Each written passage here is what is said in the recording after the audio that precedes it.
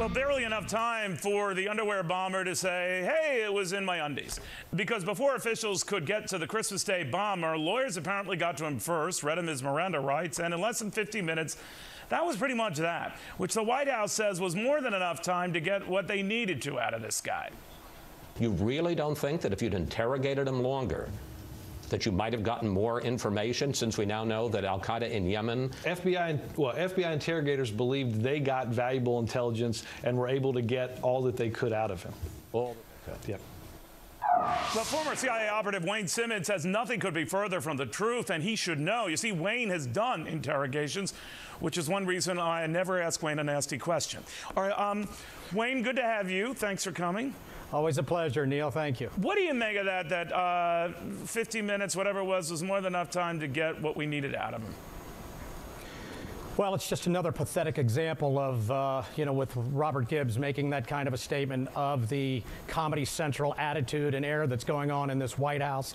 Americans should be very, very concerned, Neil, that this is the attitude that is watching over our national security interests and watching over us. We deserve, as Americans, we deserve better than this. Our allies deserve better than this. This is very, very alarming. All right, now we have reports, as you and I are speaking here, Wayne, and this is coming from Senators Joe Lieberman and Susan Collins to the Attorney General and Securities Brennan.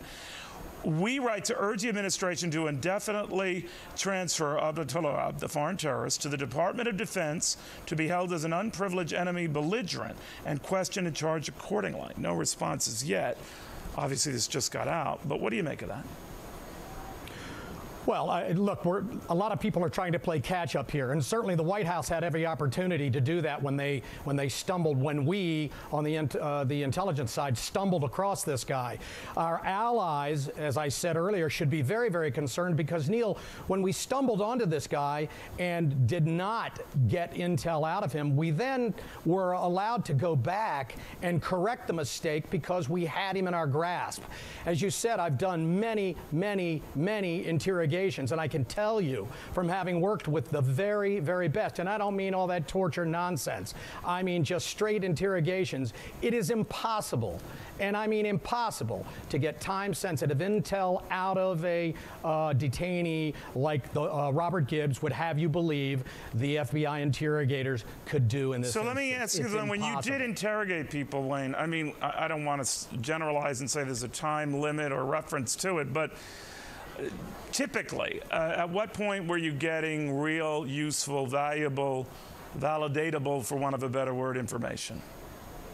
Well, it depends on the detainee, of course, but Neil, what you have to do is step back and take a look at this instance. We are being attacked. What Americans have to understand, what the public needs to know, is that we were under attack on Christmas Day from al-Qaeda, if you were to believe Osama bin Laden. And even if you don't believe Osama bin Laden in that tape that he just released, you still have to know that we are under attack. What does that mean? We've now captured one of the attackers.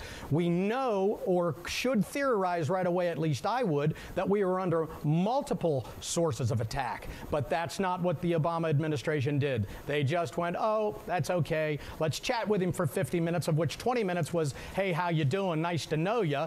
And so you ended up with maybe 30 minutes. Wayne, scary stuff. Thank you very much. Wayne Simmons, good seeing you again. Always a pleasure, Neil.